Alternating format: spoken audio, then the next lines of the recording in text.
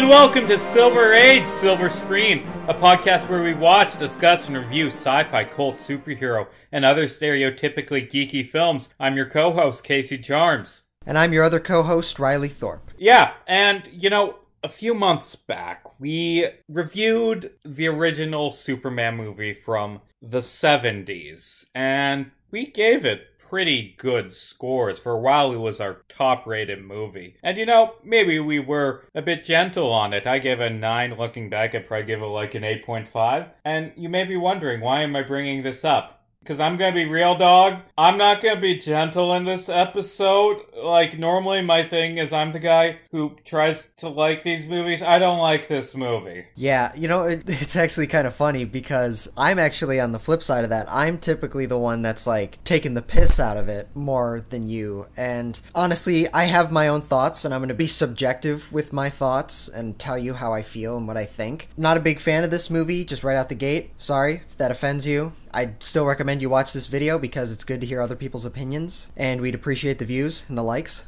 But also, I don't know. Not a video, and there aren't likes. This isn't YouTube, it's a podcast. Well, one can dream, Casey. I don't know, part of me feels like I want to be a little bit more respectful for this one on the flip side. So today, Casey and I are gonna have our roles switched, in a way. Yeah.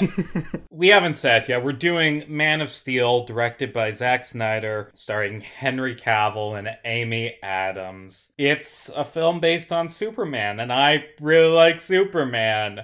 There's a reason we're doing this, besides for the fact that it's in our wheelhouse of things to do. In case you haven't heard, Zack Snyder's directing another Superman movie, or a Justice League movie.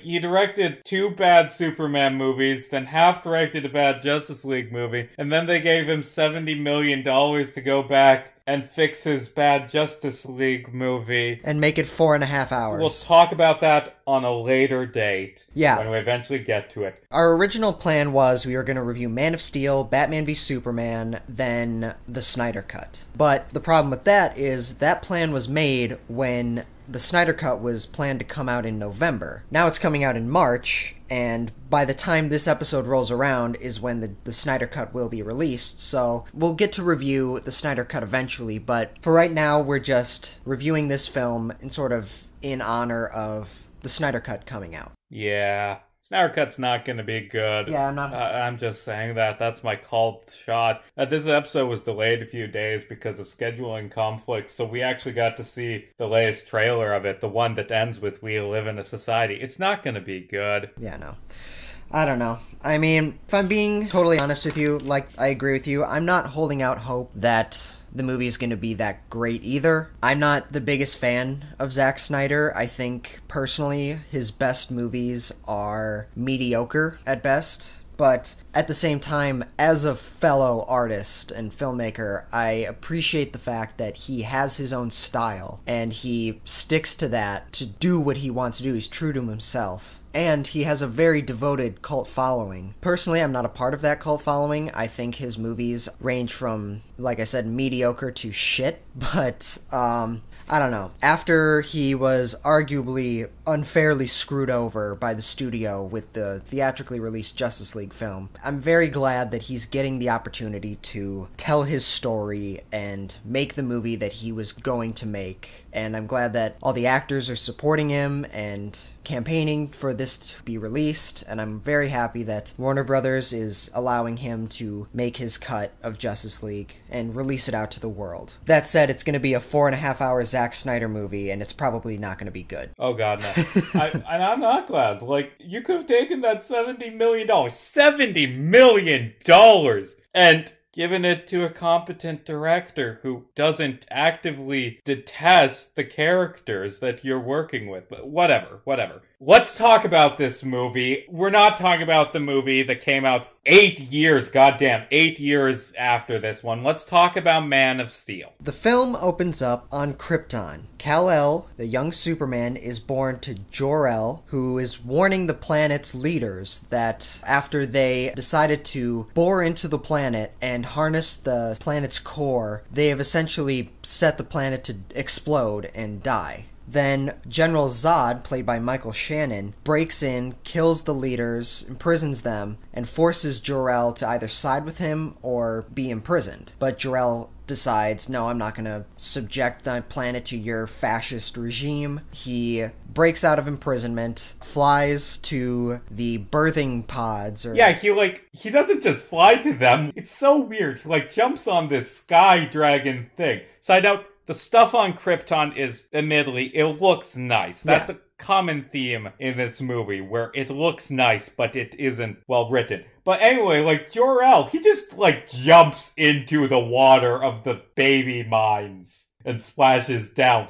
No security. Yeah, basically what this film sets up is Krypton is a world where there are no natural births. They're all, born in a lab, in, a test tube kind of thing, where they're all synthetic people that have their DNA derived from this thing called the Codex, which is a skull from an ancient Kryptonian that they use to siphon the DNA from and implant that into all the Kryptonians in their birth, so that when they're born, they're basically set on this one specific path in life, ooh, you're gonna be a soldier, you're gonna be a politician, and you're gonna spend your entire life training to become the best version of that possible. Which makes it a bit more out of place that Kal-El was born naturally, because he was the first natural birth in thousands of years, I believe, they said. Yeah, the first shot of this movie is Superman's mom screaming in childbirth. That's an interesting way to start off. Jor-El, he takes the Codex skull, flies back home, puts his son in a space pod, puts the Codex into the pod with him, but right before he's about to launch it, Zod and his crew make their way into his house. They have a little bit of a fight. Superman's mom launches the pod towards Earth, where they say he's going to be an outcast. They will try to kill him, but then Jor-El responds, how? He will be a god to them. Yeah. It's very true to the origins of Superman, the idea that Krypton's blowing up. In order to save him, his father shoots his son off to a new world where the yellow sun and the atmosphere will feed him and give him powers beyond imagination, beyond belief. So yeah, that's very true to the origin. But what's not true is they're adding in the stuff with the Jor-El giving him the make a bunch of Kryptonians Codex monkey skull thing. Yes. So it's not just saving Superman. He's the last survivor of his people. They're adding in this stuff. And we'll discuss it more when it's more in depth, but I don't know. While we're talking about this opening, like I said, it looks amazing. I'd also like to give a praise to Ayelet Zurer, who plays Superman's mom. She does a really good job. Yes. With her, he'll be all alone. I don't want to send him. She does a really good job. Russell Crowe plays Jor-El, and he's very good in the role. I would arguably say better than Marlon Brando, but that's a hot take. Yeah. But you know who's not great in this little prologue? Who's that? Zod's weird. Yeah.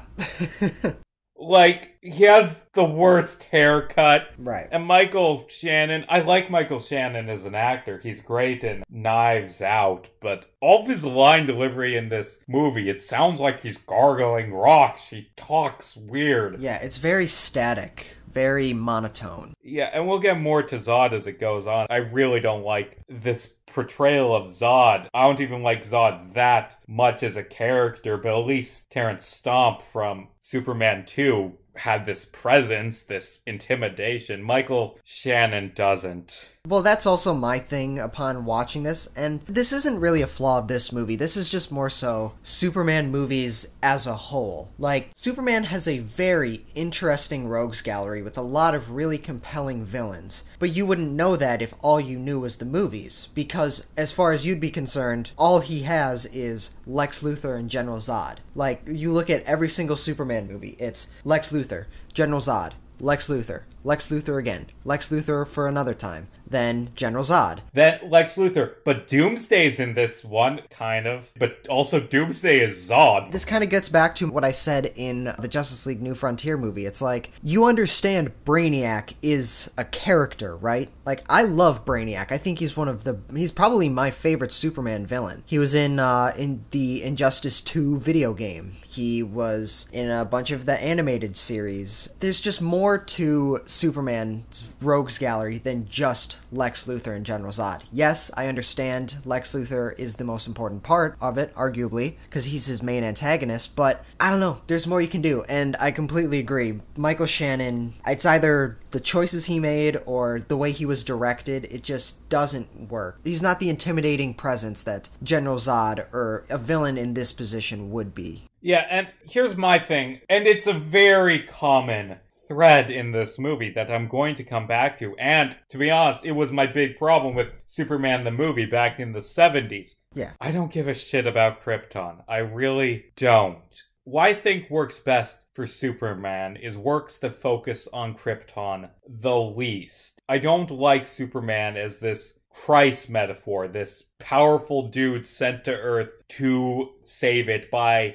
powerful aliens. I like him as being this ordinary guy who grew up on Earth, raised by regular people, who discovers that he possesses incredible power. I like the human side of Superman. I think the man is more important than the super. Yeah, Krypton looks nice in this movie, but I don't care about Krypton. Right, and to an extent, this film does explore who he is as a person, but in many ways, it's more so explores who he is as a human being in relation to his godlike powers. I guess.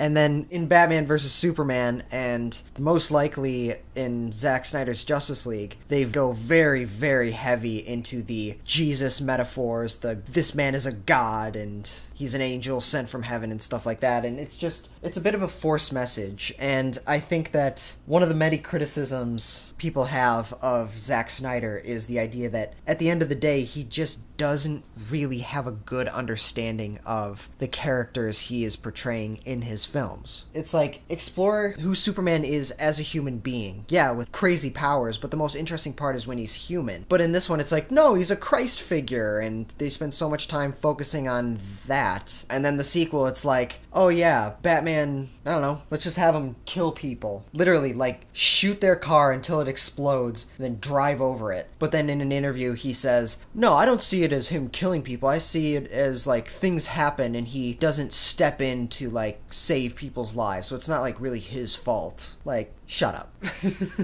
And this prologue with Zod that introduces really quickly a bunch of complicated plot stuff, probably too complicated for the film's own good. It ends with Jor-El's killed, Superman is, well, Kal-El, he's not Superman yet. Kal-El is launched to Earth, then the cops come by and they arrest Zod because his coup fucking failed, because he's an idiot. You suck at doing a coup, Zod, and he is sent to the Phantom Zone to live his eternity in suffering. And I gotta say, did you think the same thing I thought when you saw Zod's ship, that they sent him to the Phantom Zone? Like his prison pod thing? Yeah, basically what they do. It's a dick. Yeah. They put Zod and his minions in a bunch of dicks. Yeah, they freeze them. In a penis. And then, like, put them in this very phallic-shaped pod. It's so phallic. Shoot them up into the air, into another ship. Then that goes through a portal to the Phantom Zone. And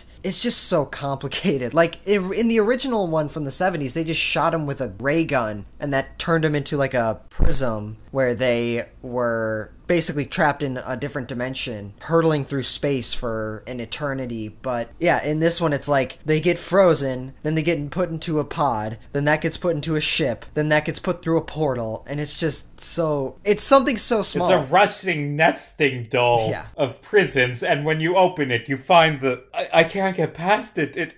Oh god, did no one... At the end of the day, this is more so a nitpick, but it's still a really funny thought to be like, yeah, putting Zod inside a penis. Well, that's why he's such a dick later in the movie. Of course. Naturally, I mean, it rubbed off on him.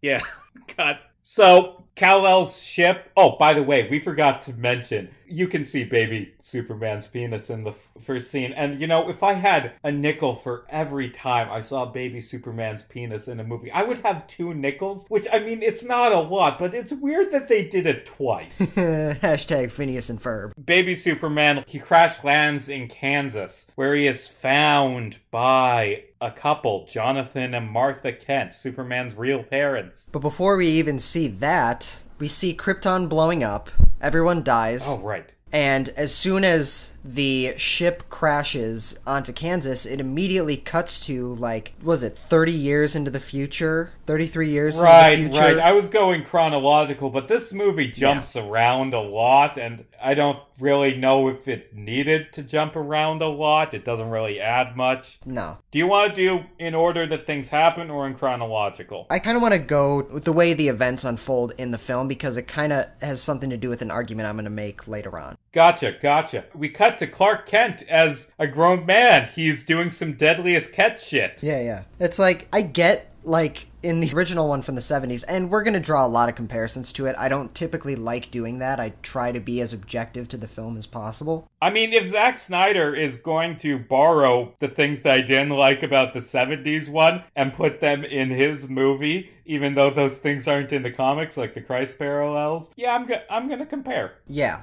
and that's totally fine. But, he's on a crab fishing boat when they get a distress call that an oil rig nearby caught fire, and there's a bunch of people trapped on there. And then out of nowhere, Clark Kent, an adult Clark Kent, leaves the ship without anyone realizing what happened to him. The next time we see him, he has his shirt off because Henry Cavill is fucking cut in this movie. Like, I mean, I'm straight, but it's a good looking man, you know. So he has his shirt off for some reason. He climbs up the oil rig, is able to rescue a bunch of the people while on fire, and he saves everyone else on the oil rig. But in doing so, he himself is in the rig as it collapses into the ocean. And we should mention, because it's one of the few things I liked in this movie, him saving the people on the oil rig is him holding up the entire rig as it's collapsing. And, I mean, metal bends, that wouldn't work, but it's really cool, and it's one of the few times in this movie that it gets Superman right. I like Superman saving people. See previous stuff we've talked about Superman in. So yeah, while he's just apparently unconscious and floating in the water, he flashes back to when he was a child in school, and his powers start manifesting. He starts hearing everything. He starts seeing through people because he has X-ray vision, super hearing, all that. Side note, I really like how they visualize X-ray vision in this. Yeah. Because for decades now in the comics, Superman doesn't technically have X-ray vision. They call it that, but really it's he can see through atoms, so he can see every layer of your body at once. And they show him, like, just shifting between normal and muscle and bone. Like, it's a cool effect. As you probably picked up on right now, it's like the events of this film, at least like the first half of the movie, are told out of order, like in a non-linear style. Yeah, Superman keeps getting knocked out and having flashbacks of his childhood. Right, exactly. That can work, that's fine. Like, the non-linear style has made some of the most compelling movies ever. Like Pulp Fiction, Memento. They're movies that, like, are incredibly well done, and they go with a non-linear style because telling the story in that order benefits the film as a whole. The problem is, there's also a lot of people who think that by doing a non-linear style, like Memento or Pulp Fiction, it's automatically going to work out, and it's automatically going to make their film better and more intelligent. But the fact of the matter is that if you're telling your story out of order, you better damn well make sure it works and serves a purpose. And in this movie, it just doesn't. You know, like, things will happen, and then it'll flash back to a pivotal moment in Superman's life, and then it'll flash back again, like, okay, that happened. Why? There's not a lot of room to give a shit about this. Like, the scene where he runs out of the classroom, locks himself in the utility closet, and uses his heat vision to burn his teacher's hand so she doesn't get into the room, and all the other kids are standing around, like, talking about him, and his mom comes to the school and helps him focus. That would be really compelling, but it's told in a flashback, and it's just kind of like this, oh yeah, that happened, because we don't get a linear progression of, like, how this affects him as a person and how this changes his life. Like, take for example, the original Superman film. As a teenager, he's struggling with his powers, or struggling with not fitting in with other kids and not being able to because of his powers. And he tells his father, like, I really just want to do that. I want to just be a normal kid. And the dad's like, I know, it sucks, but you gotta stick through because one day it's all gonna work out. Your powers are going to do so much good for the world. And then his father, just out of nowhere, drops dead of a heart attack. And you can feel feel that weight because in a conversation, you saw him find a child in a spaceship. And then he grows up his childhood, and you can tell that he has such a really deep connection with him. But then he dies, and the weight of that is felt to an extent. I mean, but that instills in Superman the idea that there's things in this life that we cannot control. And the weight of his death, of Jonathan Kent's death, has an impact on Superman as a whole. But like in this movie, for example, and this is kind of cutting ahead, Jonathan Kent does die in this as well. Oh God, I have thoughts! But the problem with that is, it's like, we get like a handful of scenes with young Clark Kent and Jonathan Kent, father and adopted son, and they are talking. You can kind of tell they have a bit of a strong relationship, despite the fact that it's all exposition and really poorly written. But then out of nowhere, it like cuts to Lois Lane in a graveyard, standing over Jonathan Kent's gravestone. And now you're like, oh, wait, he's dead? And then it immediately cuts back to the flashback of him dying. That death could have had so much more of an impact if it weren't just spoiled for us in the scene before. And then immediately after, when it cuts back to the graveyard, Superman has a big exposition dump to Lois Lane. He's like, my father taught me this, and this is what I learned when this happened. So he's explaining what happened in the flashback that we just saw, what he learned from it, and how it impacts him. It's not well written. The non-linear style of this film, they tried to make it work. They tried to make the movie smart, but it just did not work. And here's the thing. There are some good ideas in Superman's flashbacks. Like, they aren't absolutely all bad. Like, for instance, the first one that we see, the one we just talked about, I actually kind of like Superman getting overwhelmed by his super senses as his powers start developing. But in the sequence of the events that it's told, it's just not done in a very compelling way. In terms of that scene's relation to the entire film as a whole. Yeah, I gotcha. So yeah, I absolutely agree. There's a lot of really great ideas in here. It's just, I don't know, it's all wrapped up in a mediocre package, and that's why we're here reviewing it today, to find out what exactly is the cause of that. But that was another thing that really struck me in relation to the original Superman film from the 70s. Both films have a very, shall we say, strange pacing, I want to say. Yeah. Basically, the way certain events unfold in both films is a bit strange, but for different reasons. In the original one, it was like, oh yeah, baby Superman spent literal years in that pod on his way to Earth. Then, when he gets up to the North Pole and gets to the Fortress of Solitude, the hologram of his father's like, yeah, I'm gonna take over your mind for the next 12 years. And then it cuts to 12 years later where he has not been in control of his own body. And it's like, okay, that's really weird, kind of off-putting. But then in this one, it's like the events are told out of order for the purpose of being a tour de force and being very intelligent and compelling. It just has the exact opposite effect. So both movies have really weird pacing for different reasons. In the present, Superman,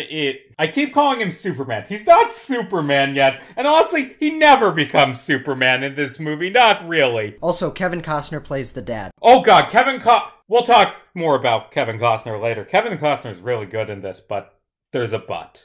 Yeah.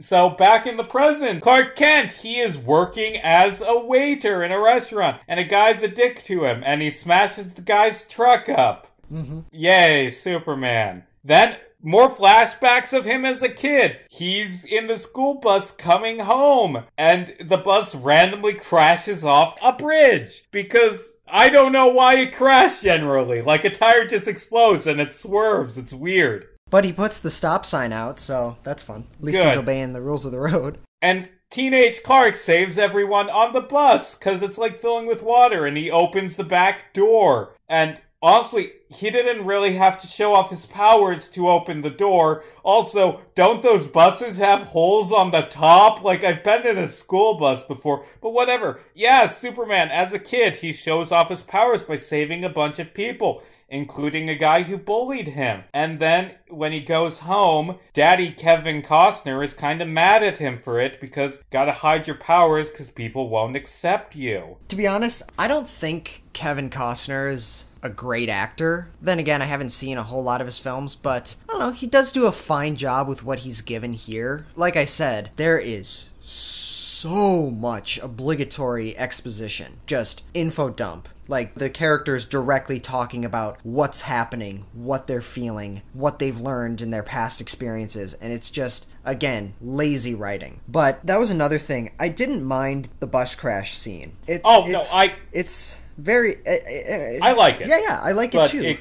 I was making fun of, there's some dumb logic in it. Oh, yeah, absolutely. I don't mind it. I like Superman just saving people intrinsically, because that's his whole deal. And I don't mind this one scene where he saves people. My problem is that it's setting up, this is a movie where Superman doesn't save people, and we'll get into it.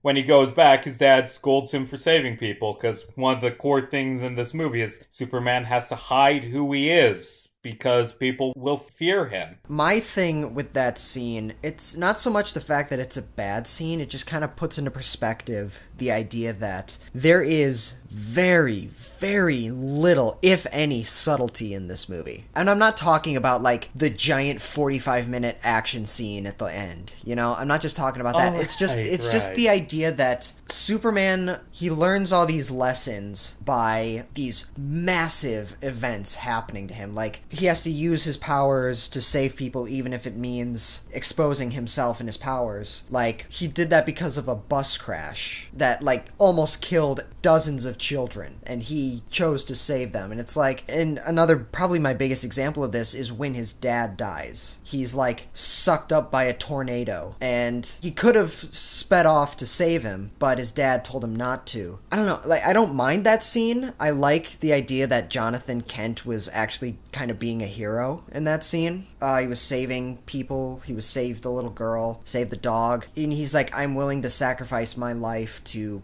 protect yours, essentially, by not allowing yourself to expose who you are and your powers to the world. I mean, that kind of logic is kind of stupid, but it's like, I didn't mind that scene. It's just the idea that, say, for example, in the original film, it's like Jonathan Kent, he died of a heart attack. Well, that for me is so much more compelling than he gets sucked up by a tornado after a giant, intense action we scene. Keep going to this tornado scene because it's the infamous scene in this movie. Why just skip ahead and describe it now? Because we keep getting drawn into it like a tornado. Right, absolutely. In one of the flashbacks, Clark Kent and his family are driving when they come across a tornado. And they, like, get out of the car and they run back. And then Clark's like, hey, I can go save people. And Jonathan's like, no, you can't show people who you are. I don't like... Yeah, Jonathan, while Clark takes Martha to the overpass to protect themselves, Jonathan runs out, helps a woman save her daughter who's trapped in the back seat. He runs out back, saves their dog, but in doing so... because Martha left the dog in the car during the tornado. Jonathan Kent died because Martha was a dumbass. Martha! I like that Jonathan Kent's death is kind of heroic, but he dies because of someone's stupidity. It's not a bad scene, it's just the idea that it's just so over the top that, like, Jonathan Kent dying in the original film, it's like he died of a heart attack, which in many ways instilled... Superman learns he is not strong enough to save everyone, and then the ending is him saying, fuck it, I have to be strong enough. But in this one, it's just like, oh yeah. Superman could have saved Jonathan Kent. Like, yeah. He chooses to let his father die because his dad told him, hey, let me die. Which, by the way, real shitty thing to do to your son, Jonathan. Yeah. I don't want to watch a Superman movie where Superman stands back and watches as his dad dies, even though he can save him easily. Like, I don't want to watch any movie where the hero does that, because I don't like this hero anymore. And Kevin Costner's a phenomenal actor, and that distracts you from the fact that Jonathan Kent's kind of a dick. Yeah. It's just the writing. They took his character in such an unlikable direction. And that's kind of also my other thing with Zack Snyder movies as a whole. Like, I've seen interviews with him, and, like, you can tell he likes, like, really dark, fucked up things and, like, story and stuff like that. I have some quotes. Shall I read one? Yes. I had a buddy who tried getting me into normal comic books, but I was all like, no one is having sex or killing each other. This isn't really doing it for me. I was a little broken that way. So when Watchmen came along, I was like, this is more my scene. Because that's why Watchmen's good, because there's rape and murder, not because there's, like, philosophy and, like, well-written characters. It's so much more mature because there was a rape in it, brah. I don't like the Dark Knight movies. I don't think that they're gritty enough. I mean, yeah, sure, you're watching the movie like, oh man, Batman could totally die in this scene, but at no point do you ever think, God, Batman could totally get raped in this scene. In my movies, Batman could totally get raped. And both those quotes are from the same interview. They were, like, within 5 minutes of each other. God, I really don't like Zack Snyder. Neither do I. But I've never met him, so again, I'm trying to be respectful. Since when are you respectful? We aren't respectful to... We insult directors all the time on this show. You know what? To be perfectly honest, I don't even know. I just have this feeling where I'm like, look, at the end of the day, his movies, the ones I've seen at least, they're not all horrible. I think he's an idiot who doesn't understand what the hell he's doing with these characters, and I think it's messed up that Warner Brothers and DC gave him complete creative control over their entire DC cinematic universe, and I think it's really fucked up that he makes these shit decisions where the best DCEU movie he makes is this one, which is at best mediocre, and I think it's so fucked up that he will make decisions that are bafflingly unintelligent, and yet millions of people on the internet who follow him and love him will defend him, will die on the hill of defending him. Like, say for example, okay, I'm gonna play this card. Batman killing in Batman v Superman. He kills people. That is Batman's one rule. He does not kill people. But in Batman v Superman, he kills people. And yes, it does make sense. They do need to set up Batman as a guy who could potentially kill Superman. But it would have been so much more interesting if he would have been, like, struggling with that idea the entire movie. He's like, I don't kill, but I might have to. Like, that would have been so much more interesting, but nope, we just make him killing people. But the thing that infuriates me is the fact that in his movie, he'll have Batman killing people. Imagine in, like, 2008, 2005, 2012, imagine if Christopher Nolan said, it doesn't make sense to me why a vigilante wouldn't kill people, so for the Dark Knight trilogy, Batman's going to be killing people, all of it. Those exact same Zack Snyder fanboys would bitch and moan, create petitions, riot in the fucking streets, you know, not literally, but they would, like... Maybe, who knows? Yeah, I don't know. They would, like, fucking tear the shit out of Christopher Nolan and the Dark Knight movies because Batman would kill people. Nah, they would like it because edgy. No, not even. I really wouldn't think so. Personally, I really would not think so. Had Christopher Nolan done that, they would have torn the shit out of him. Yet Zack Snyder, a lesser filmmaker who makes far less quality movies, he does that, and suddenly all those same dumbass virgin Reddit fanboys are like, oh no, this is the greatest superhero movie ever made, and like defending him tooth and nail. Fuck you. Like, that's my rant about Zack Snyder. The reason why I want to be respectful is because a lot of my feelings towards him aren't necessarily him as an artist. It's like, I have my thoughts on it, but that doesn't piss me off. What pisses me off is the idea that these fucking idiots out there defend him tooth and nail on a bunch of bullshit. That's my thoughts on it. Here's the thing. Like we've said before, we record 2 weeks in advance, so Avatar is still on my mind. In that, we discussed the fact that M. Night Shyamalan did not make a good adaptation, but he very clearly liked the characters and the story he was adapting. This is perhaps, and this is why the movie pisses me off so much, this is perhaps the only time I've ever seen, actually no, Starship Troopers also did this, but this is the only time I've ever seen a superhero movie made by someone who actively detests the superhero he's adapting. Someone who doesn't get that Batman should not kill because at his core he's that scared 8-year-old in the alley. Someone who has to fight against producers to have this movie's ending where Superman snaps a guy's neck because he thinks it'll be really cool and edgy. That is not just someone who doesn't get the characters, someone who actively dislikes everything those characters stand for and everything that makes them good. And that infuriates me that this guy 4 different times has been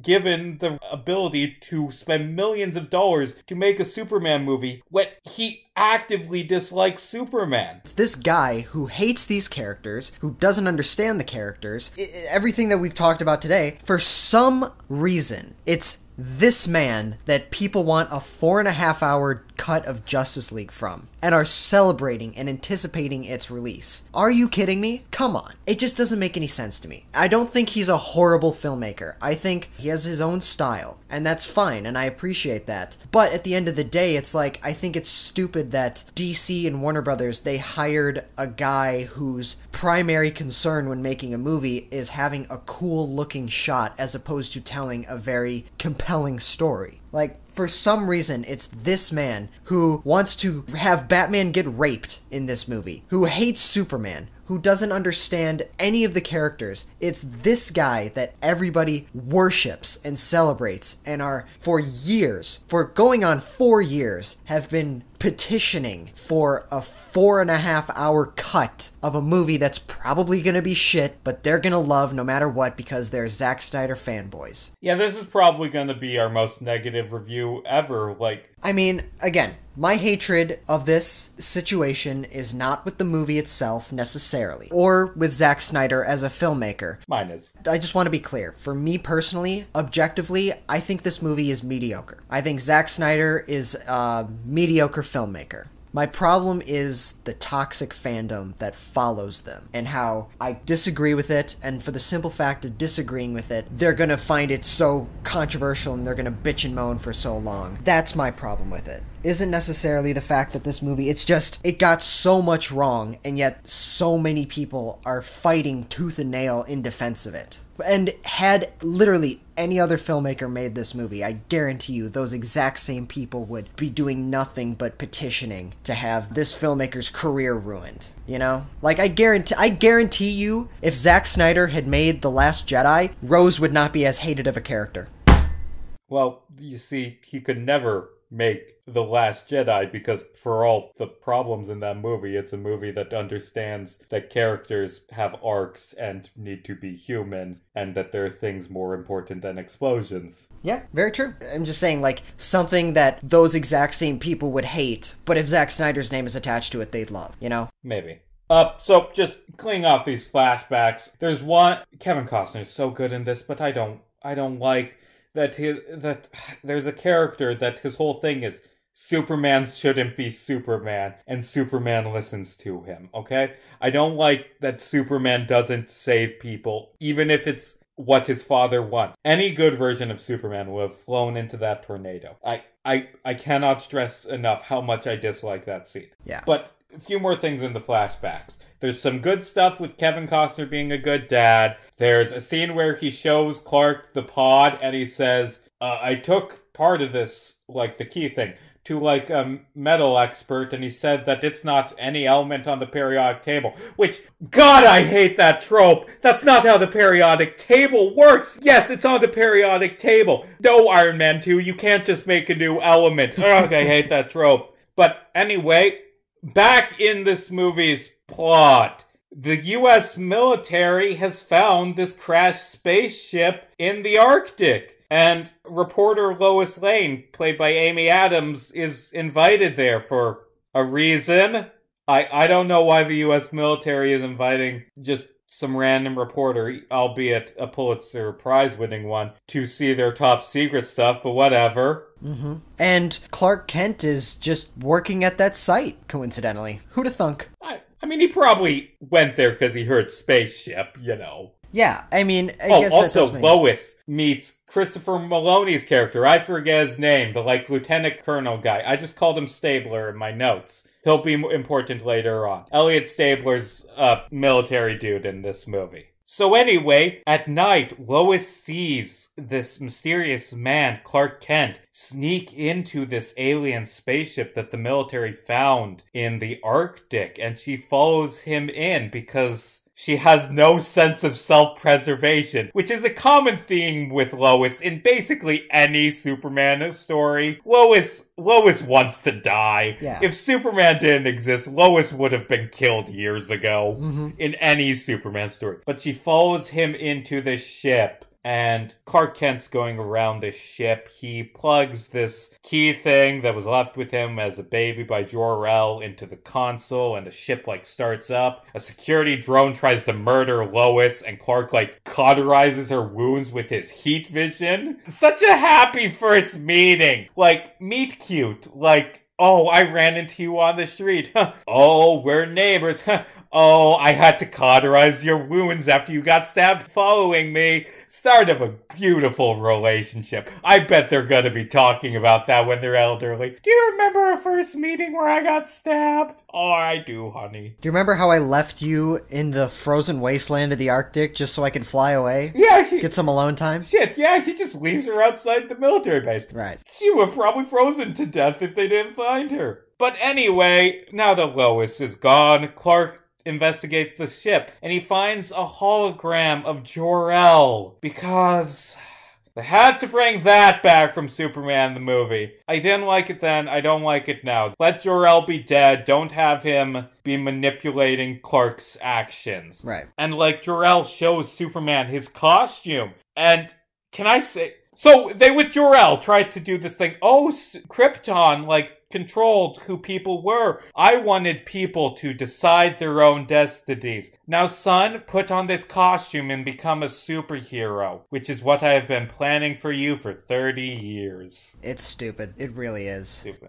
Russell Crowe's a good actor in this. I don't like his character very much, but he gives a good performance. I don't like the hologram effect, because there is no effect, he's just kind of there. I don't know, there's so much in that cold opening on Krypton that just could have been completely cut out of the movie. Like, the whole subplot where Kal-El is the first natural birth. And I'm gonna say it right now, the whole Codex skull thing, fucking stupid. It is. It's stupid and could have been cut out of this movie entirely, and literally it would have been better. All it is a MacGuffin. And for those of you who don't know what a MacGuffin is, it's an item in a film, or in a story, that the audience does not care about, but we're told that we have to care about it because it's very important, pivotal to the story and to the characters, and that's why they're trying to fight for it. They did the exact same thing with the mother boxes in the Justice League movie, and they did it right here with the Codex, and it's so stupid. Like, basically, General Zod needs the Codex to fulfill his plan, and Superman has it, so they're trying to fight for it. But, like, literally all he could have done is, like, yeah, we have the DNA materials available to do that without it, so... I mean, it's a MacGuffin, is its purpose, but more than that, it's a MacGuffin that brings in this weird Zod being obsessed with eugenics plotline that doesn't really get fully fleshed out. Literally, it's so stupid. What is the purpose of this? Anyway, back to the plot. Yeah, Superman is on the ship. His dad shows him his costume. He teaches him how to fly, how to focus his energy and fly. Can I... Side note, we need to pause because that's the only good scene in the movie and I need to talk about it. That's a really good scene. Superman's first flight. They have the great Hans Zimmer music playing. They have Jor-El give a narration that's taken straight from All Stars Superman by Grant Morrison, which is actually well written, like the famous "In time, they will meet you in the sun" speech. Like, it's a really good scene. Just Superman learning to fly as this music is playing and there's this great narration. It's the only good scene in this movie, okay? Bravo. Like we talked about earlier, this movie, it looks amazing, and this movie looks too amazing, because this movie would probably be a 4 if it didn't look amazing, and I'm mad that I have to give it a higher score because of the visual effects only, but the visual effects artists did a really good job. I don't like what their visual effects skills were used for and how it relates to the plot, but they did a good job, yeah. And the first flight scene is amazing. Mm-hmm. But in terms of the visual style of the movie, yes, absolutely. That's one of the big reasons why I can't say that this movie is bad, because there are some good ideas brought up and some good aspects of it, the best arguably being the cinematography and the CGI and the green screen, stuff like that. But I would say, for me, it's like, yes, this movie looks pretty. Asterisk, except for the blue filter over everything. Oh yes, that too. But it's like, what I feel like a lot of people just don't understand is there's a difference between your movie looking pretty and having good visual storytelling. you know? Like, for example, it's like my argument with Star Wars Rogue One versus The Last Jedi. Both films look phenomenal. The cinematography in both of those movies is great. But with Rogue One, it's like, it looks pretty, and that's kind of the extent of it. For example, the shot of the Death Star blocking out the sun on that planet. It's like, that's a crazy good shot. Like, it looks gorgeous. But at the end of the day, what is that? How does that serve the purpose of the... How does it, like, what purpose does that serve within... Yeah, the Vader scene is cool, but it really doesn't add anything to the plot besides being cool. Right, what did these cool visuals add? But Luke's duel with Kylo Ren, it looks cool, and it perfectly captures the philosophies of the two characters and advances the story. Exactly. Like, how does all these cool shots, albeit very well shot movie in Rogue One, like, how do these cool shots serve the story, the themes, the characters? How does it do that? No, it doesn't really do anything. It's just kind of a cool shot, which means that that shot didn't have to look like that in order for the story to be told. Now, on the flip side, The Last Jedi, that movie has fantastic visual storytelling, like the way characters are framed in the shot, the way certain characters move. It's like the film had to be shot like that in order for the story to be told. So it's like there comes a point where, yes, both movies look beautiful, but one just, that's it. And the other one, it looks beautiful for the purpose of telling the story. Man of Steel just looks pretty. That's it. We sure are clever, like, as if this review wasn't going to get despised by many, many people for being really critical of Zack Snyder. Oh yeah, let's just praise The Last Jedi a bunch! Fuck. Oh boy, people are gonna love this one! Man of Steel sucks. The Last Jedi is a great movie. Fuck you. Last Jedi's really good. Last Jedi is my favorite Star Wars movie. It's very messy. The pacing is awful, but it has great cinematography and the writing is really good. I know the pacing's bad. I know it had some writing choices you may disagree with, but I really liked it. Whatever. That's a story for another day. Back to Man of Steel. Oh god, we're gonna get hate mail. Yes! I've never gotten hate mail from this show before. Yeah, I'm looking forward to it. I've gotten a lot of hate comments on TikTok. Oh, I've gotten hate mail for other stuff, definitely, but not for this.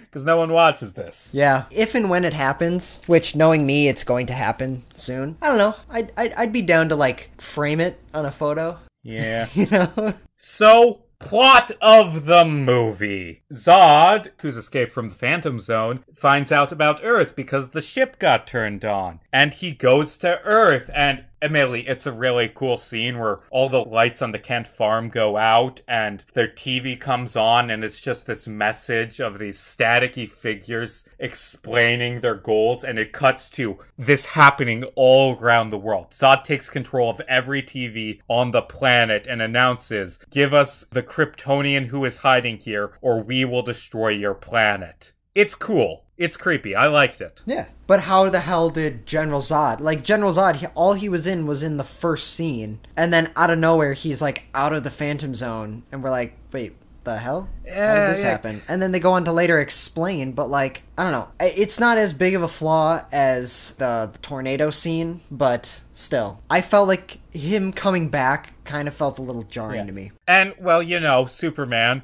I have to turn myself over or the world will be destroyed. So he instantly, without even thinking about it, he has to save people, has to protect them. He goes off and he turns himself into Zod. Just kidding. He struggles with it for like a few days. He goes to a church, which I have really mixed feelings about. On one hand, there is something deeply human about him going to a church to get guidance. Maybe not because Superman's supposed to be this ideal, this is what America is about. He's the core of humanity, the like paying it as specific Christianity. Maybe that's not great, but there is something deeply human about him going and seeking advice from someone. It could have been him seeking advice from Jonathan Kent. That would have been better. That would have been the father he could go with. Hold on. Rewriting.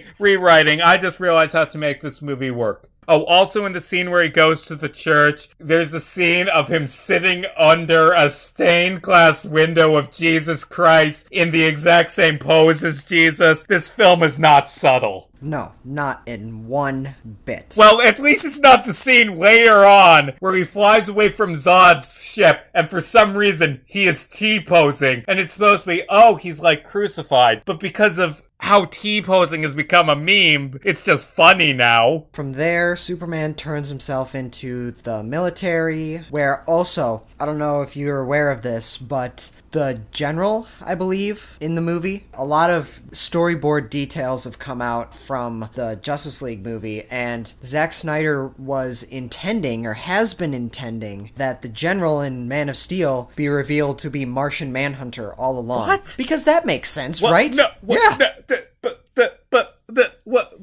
What the fuck? Also, the dead Robin in Batman v Superman, yeah, that's not Jason Todd. That's Dick Grayson. Oh, right. I remember how they did nothing with that. That was cool. Yep. We don't like Zack Snyder. Nope, no we don't. And that is a really cool image when he turns himself into the military. That is a really cool shot. So much so they used it for the poster, or one of the posters, is like Superman in handcuffs being escorted by a bunch of military guys. That's a really cool image, but like, yeah, that's just a cool shot. Yeah. That's really all also, that is. And this is my big problem with this movie. Superman had to be forced by Zod threatening to destroy the world to be Superman and reveal himself publicly. He on multiple occasions has to be forced to be Superman. And you know, for me, I'm often a defender of comic book superhero movies for taking creative liberties, like when we reviewed X-Men. That movie is very, very inaccurate, but the choices it makes in the film are to better serve the direction of the story they're going. But it's like, at a point in this movie has a shit story, so it's at that point it's like, okay, you can take Superman in this direction that you're taking him, for lack of a better word, gloomy direction, but at the end of the day it's like, what purpose does that serve to serve the story? I don't know, Zack Snyder just likes gloomy, dark shit. That's it. And Superman, he's supposed to be hopeful. He's supposed to be kind and bright and funny. Like, there's no warmth or charisma to Superman in this movie. He's just dull and moody. And to be honest, that made the first half of this movie really, really boring. Like, once the endless battle starts later on, I mean, it gets a bit more interesting, but that's just because shit's happening for once. Like, Superman being mopey isn't interesting because I don't care about the character. I really don't care about a lot of the characters in this movie. We haven't really talked about Amy Adams as Lois Lane. I don't think she has great chemistry with Henry Cavill, and I'm not super fond of her take on Lois Lane. Like, she lacks the spunk, the I am arrogant, I am the greatest reporter ever, you can't tell me what to do thing that Lois is supposed to have. Amy Adams is just kind of boring love interest. Right, and their romance is so forced and so fake. It doesn't make any sense. She's just kind of there to be the romantic interest to him. And that sucks because Amy Adams is a great actor. Yeah, and I'm sure Henry Cavill is better than this in other stuff. Actually, I haven't seen him in anything but this, but surely he isn't this bad in everything. I mean, to be honest, the only good movie that he's done is Mission Impossible 6. Oh god, that is not a lot of good movies. No. I mean, he was fine in The Man from U.N.C.L.E., but that was also like a forgettable Guy Ritchie movie, so... Oh, actually, I've heard he's good in The Witcher. I haven't seen it, though. I want to play the games first, but I don't have time, like, to do a 100-hour RPG. I have too much on my plate. Anyway, whatever. Back to the movie. Oh, actually, no, not back to the movie. There's a point that I wrote down in my notes, but I forgot to bring up. The only good scene in the movie, the first fight scene. In hindsight, that kind of makes me angry. Yeah? Because it directly quotes All-Star Superman, which is the Superman story. It's a story where Superman is charismatic and kind and cartoony and, above all, human. Like, the defining scene from that, probably the most famous, is where he just hugs this girl who's trying to commit suicide and tells her, no, you are stronger than you think you are. All-Star Superman's great, and Zack Snyder, or at least someone closely involved in the writing of this movie, read it and they still made this. I really don't understand. Like, the Superman in this movie, he literally would start fighting the bad guy. He'd look at some people running down the sidewalk, and he'd just be like, get inside, and then destroy the entire city in the fight with that villain, and then at the end, he'd find out that the girl who was gonna kill herself, he couldn't save her, and he would just kind of stand there about to cry because it's all gloomy and sad. Yeah. I could have saved her, but I was too busy doing something else. So, the military hands Superman over to the Kryptonians. And also the Kryptonians want Lois because reasons. Right. Because, like, I don't know, Superman cares about her. Yeah. I will say, though, basically the secondary antagonist of this film, General Zod's second-in-command, Fiora L., she's a fucking badass. Like, I'll give her credit for that. Credit where credit's due. Not a big fan of her character, but she's a badass in an action scene. Yeah, also, it's ridiculous. I think he's named this. Wasn't he named Wad in Superman 2? Probably. Like, the big guy who works for Zod? He is so fucking big in this. He's like Hulk size. Absolute unit! Yeah. So, Superman and Lois get taken away by Zod. And actually, when Zod's men say, hey, we're taking Lois too, Christopher Maloney's like, hey, that wasn't part of the deal. You're not taking one of ours. Which is kind of nice. I like his character. Yeah. But they give her over anyway. Yeah. So Superman goes to Zod's ship. And as soon as he gets there, he just starts dying. Yeah.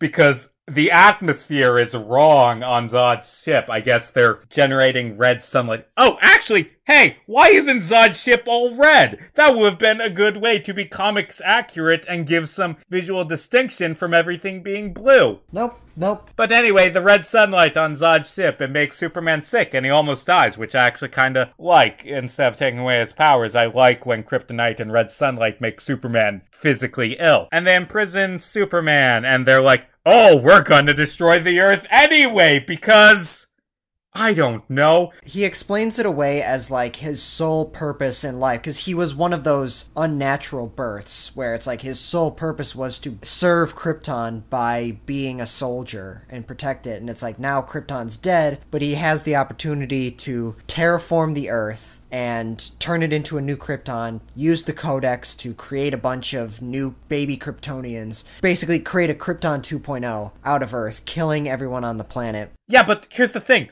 Why Earth? Like, he's already terraforming. He's changing the atmosphere, the planet's mass, and the sunlight.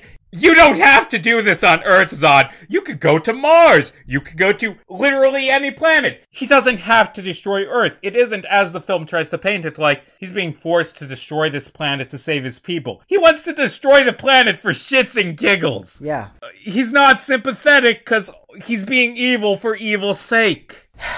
Yeah. I don't know. And it's like that scene where he's telling, where Superman's like going through that whatever shit, he's like dying or whatever. As he's going through that, Zod is like psychically communicating with him, having another big exposition dump as to how he got there, what his plan is, what's going on. Admittedly, it's an exposition dump that looks cool, with like the giant sun and the destroyed buildings and Superman drowning in skulls. There's a part where he's like, as soon as Krypton blew up, the Phantom Zone thing was destroyed, and that released them from the Phantom Zone, so he spent like the last 30 years scouring the universe for the Codex. And in one of the planets, they found a world engine. Terraforming machine. Yeah.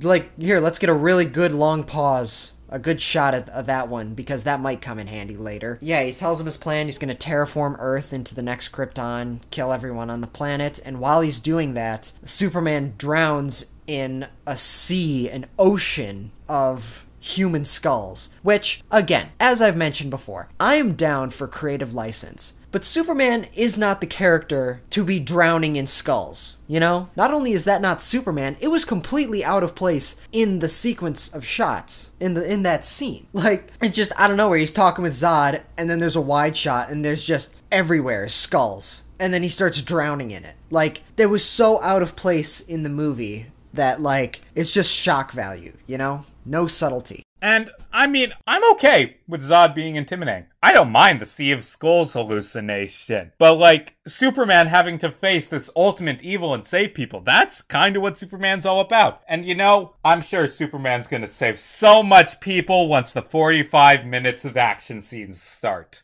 Oh, yeah. So Lois, she breaks out of her cell with the help of Ghost Jor-El. Side note, why wasn't there a ghost of Superman's mom? Why'd Jor-El only take himself? Kind of dickish. Whatever. Lois and Ghost Jor-El escape. They set Superman free. And now...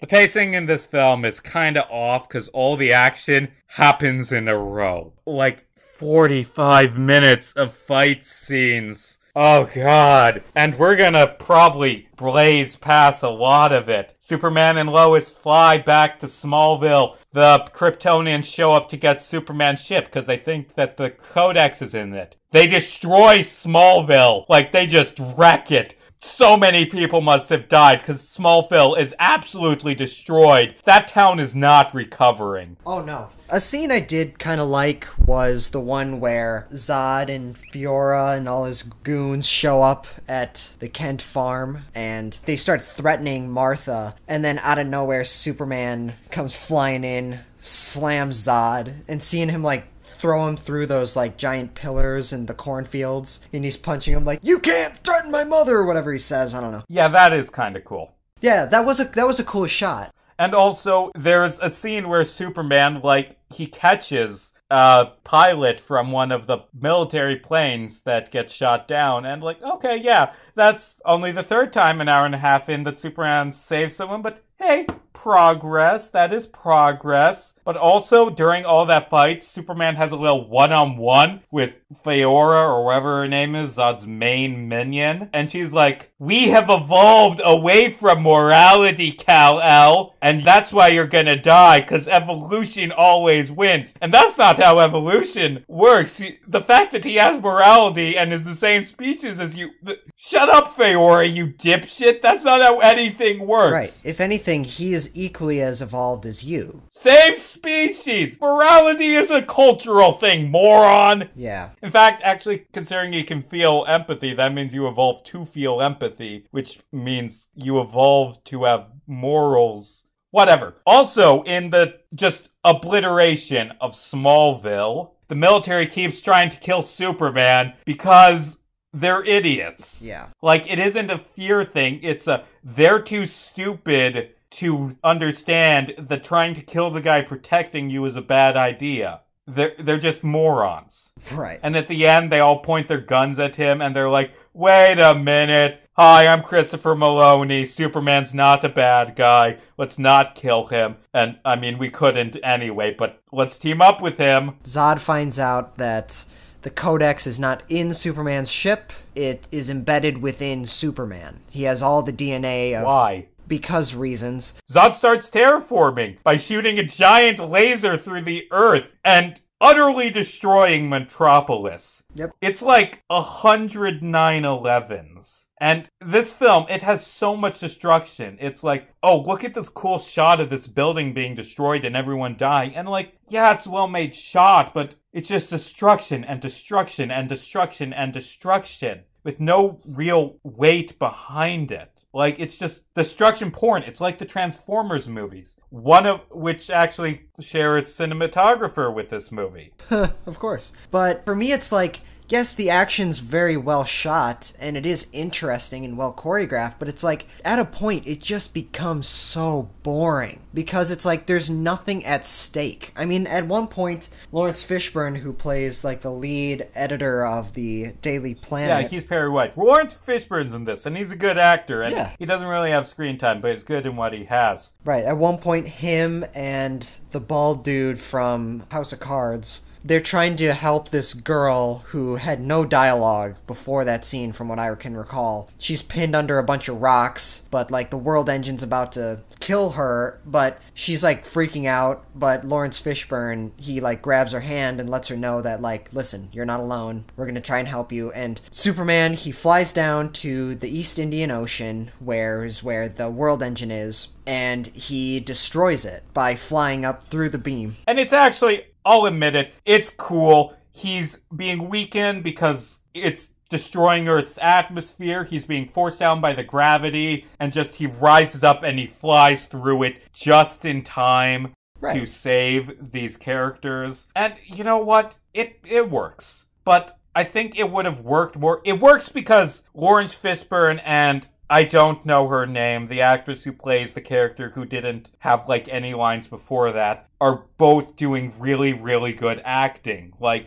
if this was in a movie where those characters had been fleshed out and it wasn't a Superman movie, that would have been a phenomenal scene. Yeah, but exactly. And that's my thing, is it's like, it was really cool in the moment and inspirational, the idea that, you know, people are there to help. It's a dire situation, and because we have empathy, we get to connect with that, and it was really cool. But at the end of the day, it's like, these characters had no development. One of them, the one whose life is at stake, she had no dialogue before this scene. I don't even know if she was in any scene before this. So there's no greater emotional weight to it because we just don't know and we don't care. Hey Riley, I looked it up. What is her name? I will give you 3 guesses. Damn, who else is in Superman's lore? I'm gonna throw out a dumbass guess and say Selena Kyle. But no. No. What's her name? Martha? Martha! No. Her name is Jenny. It's mentioned like once or twice. Yeah, she's not really a character aside from...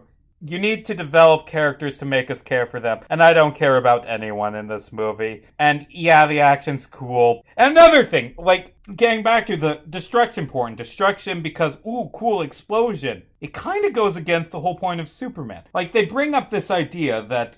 And it's taken from the comics. It's one of the core themes behind Superman, that he is an icon of hope, that people look up to him because A, he's a deeply human man who is blessed with godlike power, and he could be a dictator, he could be a god, but no, he uses that power solely to help others, to be kind. That's why I love Superman. There's that idea. There's also the idea that he's inspirational because he's out there. He is going to save you. He will never stop fighting for you. That's why Superman is an icon of hope. Not just because he contains the DNA of Krypton so they can remake the planet. Like, he's not Jor-El's hope. He's Earth's hope because he saves people. Yeah. But, I mean, who the fuck is going to have hope in Superman after this? He failed in this movie. Yeah, he stopped Zod from literally destroying the Earth. Millions of people are dead because he failed. And the film doesn't frame it that way, but that's what this is. It's a movie where Superman's bad at being Superman and millions of people die. Right. And this is the world's introduction to him. It's millions of people dying, and then he snaps a guy's neck. No one's going to treat him as an icon of hope or look up to him. They're going to be afraid because he failed them. That is his introduction. His first mission is millions of people dying because he wasn't good enough. Right. That's not what Superman's supposed to be. The reason, little off topic, the reason why I guessed Selena Kyle earlier is because it's Zack Snyder very often, in like Batman v Superman, Jimmy Olsen was killed off in the first scene, and it's just like, yeah, that soldier that got shot, yeah, that was Jimmy Olsen. So, it's not I don't put it past Zack Snyder to shoehorn really important characters into the dumbest cameos ever. But, getting back on track, yes, I completely agree with you on that. Like, it's just a betrayal of who Superman is. And my thoughts on why the action gets boring is because mostly there is nothing emotionally at stake here. Like, you take, for example, the movie Mad Max Fury Road, where not only does the setting change of all the action, like, the conflict is consistently changing, as well as what's emotionally at stake. Like, for example, when one of the women that they're trying to save gets captured again. Okay, now we gotta worry about that. When Max ends up getting knocked onto another one of the trucks. Okay, now we gotta worry about that. When Furiosa gets stabbed, we gotta worry about that. So it's like, we have something at stake, and that's the characters we've grown to know and love. But it's like, the conflict is constantly changing, and what's the difficulty and intensity of what is happening is evolving as the scenes go on. But in this one, it's just two really powerful beings destroying a city, and that's why it gets boring, because there's no emotional weight. And the only thing at stake here is Jenny, who was not in any other scenes, at least didn't have dialogue in any other scenes. So we don't give a shit about her. We don't give a shit about any of the characters in this movie. Zack Snyder has a very, very interesting way of taking what could be these incredibly well-developed, well-fleshed-out stories and just makes them the dullest, most nonsensical versions of themselves they can be. Yeah. So while Superman is in the South Indian Ocean flying into the Earth engine to destroy it, Christopher Maloney and the military dudes are trying to take out the Kryptonian ship by using a plane to crash Superman's ship that he came to Earth in, because that'll open a mini black hole and suck them in, because Phantom Zone, Techno, Babble, whatever. Christopher Maloney is going to crash Superman's ship into the Kryptonian ship. Cool. Lois Lane comes along because Lois Lane comes along. Yeah. Like, her job is to turn the key and turn on Superman's ship, but she messes that up. Right, and all they had to do to solve that was turn the pod a little bit. Hundreds of people probably died in the time that it took them to figure out how to turn the pod. These characters are so stupid. Yeah, I don't like characters dying because other characters are dipshits. Right. Or maybe in like a Fargo type thing where it's used for irony, but definitely not when it's supposed to be serious and sad and touching and Superman's dad died because Martha left the dog in the car. But anyway, Feora, or whatever her name is, she like breaks into the plane to destroy it. And Christopher Maloney, who is a better hero than Superman. And that's disappointing. Yeah. Earlier in the movie, when they had a face-off, she said, "A good death is its own reward." And right before he blows up Zod's ship and kills Feora and all the Kryptonians, Christopher Maloney says, "A good death is its own reward." He's a cool character in this. He should have been Superman. Well, shouldn't have been Superman. There shouldn't have been Superman in this movie. If you remove Superman from this movie, and it was just US military versus Zod, it might have worked. Yeah, maybe. Yeah, so they destroy the ship. And all the Kryptonians are dead. Psych! Zod's still here. They fight a little while, he takes off his armor, and I was just wearing black spandex that looks stupid with that dumbass haircut and that horrible goatee. You see, when they genetically engineered him, because genetic engineering, it's like character creation in RPGs. You have to have low in some stats. Zod, he is really high in strength, but man, he is low in decision making and haircut and being intimidating. Those are his dump stats. Yeah, so they fight for a little while, destroy the city. Zod struggles with his powers for a little bit, but because he's spent his entire life focusing his strength and his will, he can gain a handle over it a lot quicker. And they end up in a subway station. Zod starts trying to laser this family that's cowering in the corner. Superman snaps his neck, killing him, and then screams. And then the next scene, he's moved on from killing someone. So, I don't know. I don't like Superman killing in general. I really don't like Superman introducing himself to the world by killing. I really, really don't like that Zack Snyder had to fight producer Chris Nolan to have the movie end with Superman killing, which means he was really attached to Superman doing the murder. Can you imagine Christopher Nolan just being in that situation? Like, why the fuck do I care? That's against Superman's, but just getting to a point like, fine, fuck it, do it. The other thing for me with him killing people or killing Zod in the end is like, I don't know. I'm not opposed to the idea of Superman being in the position where he has to kill someone, but it's like the way he reacts to it, it's like, oh my god, I killed someone. And I'm like, wait, was that like set up earlier throughout the film? Like, I might have to kill someone, but I don't want to, that I missed? Because I don't think it was. And then the very next scene, he like meets with the military colonel and drops like the drone and is like in front of him, and he just, I don't know, he seems perfectly fine after killing someone. Yeah, and one of the best Superman, I would argue probably the best Superman movie and one of the best superhero movies, period. Superman versus the Elite. That does a better job at some of the things in this, with just the style of the action, okay, we didn't talk about, in this action scenes, they, better than any Superman movie I've ever seen, get across how strong Superman is. Oh, yeah. They really do show that dude is insanely powerful and it's terrifying. But anyway, Superman and the Elite. That's a movie that has, oh god, Superman Superman's power is terrifying, and oh god, Superman kills someone. But in that, it's framed as, oh shit, if Superman were to kill people, that would be fucking terrifying. Because Superman, he's a malevolent god. He's this pure good person who just wants to do what's right. If Superman started killing people, it would be fucking terrifying. And that's how Superman killing should be framed. Not, Superman killed because, like, he had to, except, I mean, couldn't he just cover Zod's eyes? Yeah. Or fly up? Also, getting back to Zod being evil for evil's sake, after his ship is blown up and he can't make a new Krypton anymore, he's just motivated by revenge. He just wants to kill everyone because he wants to make Superman sad. Ooh, such a deep villain. Yeah. I want to murder some kids because it will make this guy I don't like sad. I'm a sympathetic character. Ugh. Yeah, but that military lady thinks he's kind of hot, so it's okay at the end of the day. Yeah, this film is very humorless. It tries jokes like twice. Like there's a military captain's like, Superman's kind of hot. To the general, like, what? Okay, that needed to be in this movie. And also when Superman and Lois finally kiss, they're like, you know, it goes downhill after the first kiss, I've heard. Which, who the fuck says that? No one says that. And then Superman says, don't worry, it's okay, I'm an alien. What? What? That doesn't make... Okay, sure, whatever. Oh god, this movie...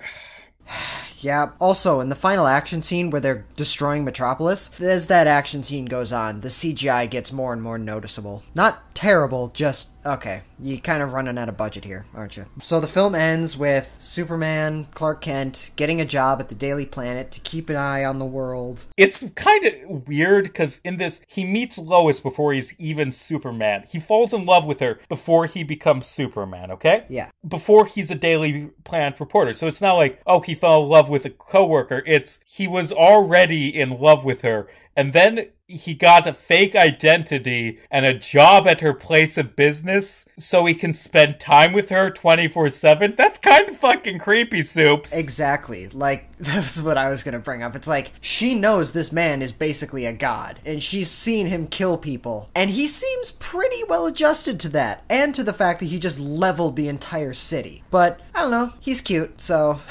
and he cauterized the wound that he inadvertently caused. But, you know, the comics say we have to be together, so we have to be together. The end. The end.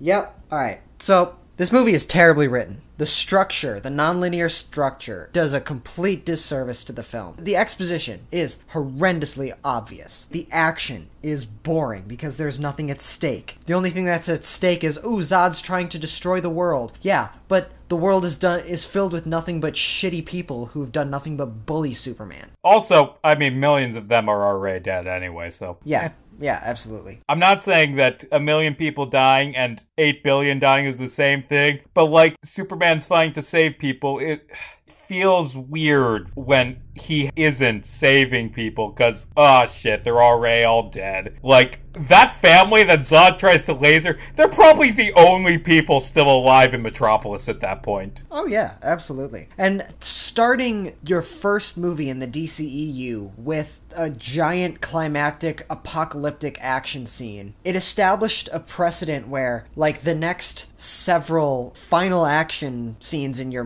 movies, in your cinematic universe, have to meet that standard or go above it, or else just be kind of rendered as, oh, they don't have as much stakes. It's starting the universe with something like this from a character, story, action, everything fucks up the entire cinematic universe. Zack Snyder, he says a lot of dumb shit, then he does not understand the characters. He has to fight for really poor decisions to be made into his movie. This movie is pure style over substance. The script is shit. The action is boring. The visual style, it's good, but has no substance to it whatsoever. It is, from a tonal, character, thematic, and story perspective, it is inaccurate, and I do not offend it because this does not work here. And at the end of the day, even setting the pacing and the writing and just the dullness aside, I don't like this film because I like Superman. Superman, I think, when done right, is one of the best characters in fiction, period.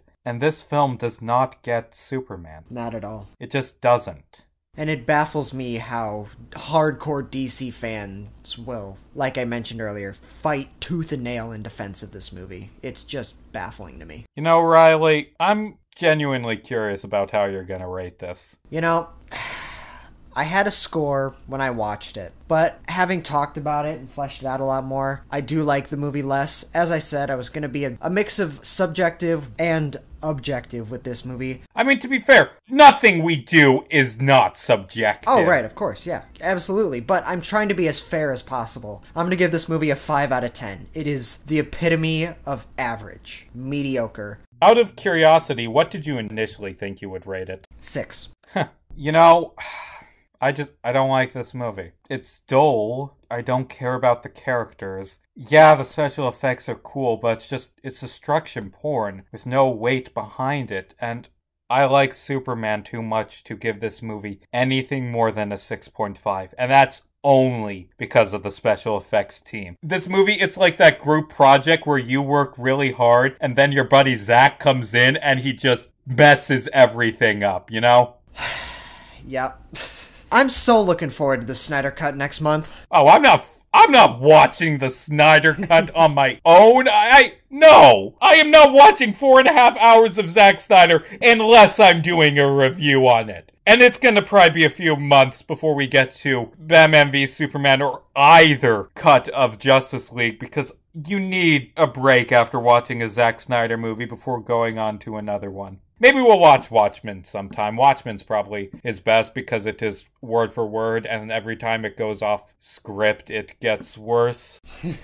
I've heard mixed things about Sucker Punch and 300. I've heard Sucker Punch sucked. 300 it's okay. Oh, and by the way, this is not to say that Joss Whedon's great. I mean, he's a better director, but also he's a giant fucking tool. We'll get to it when we go to the Justice League review eventually. You know, next week's episode is actually kind of fitting, because it also ties into a movie that Warner Brothers is releasing in March. Mm-hmm. Yeah. Next week, in honor of the HBO Max release of Godzilla vs. Kong, we will be reviewing the 1962 film King Kong vs. Godzilla. And you know what? After watching this, we need that. We need some camp to lighten our spirits. Mm-hmm. Absolutely. I'm really interested in it. I've never seen a Godzilla film before, and I'm very interested. I've seen one. Yeah. This one. Riley, where can they find you? You can all find me on YouTube at Riley Thorpe, where you can check out all of my latest short films, one of which just featured in a film festival, so I'm pretty proud about that. You can also find me on Instagram and TikTok at Riley James Thorpe, all one word, where I post a lot of fun and funny content on there. You can all find me on Twitter at Jarmes Casey, JarmesCasey, and you can find my work, including like 24 short stories. There's some good gems in there. Check them out. Or like the indie games I've made at caseyjarmes.wordpress.com. We'll be back next week, assuming Superman doesn't snap our necks. As always, I'm Casey Jarmes. And I'm Riley Thorpe. And you know what? Hey, we got a little annoyed in this review, but still, at the end of the day, it's just a movie. Don't lose your head about it, especially not to a ladder.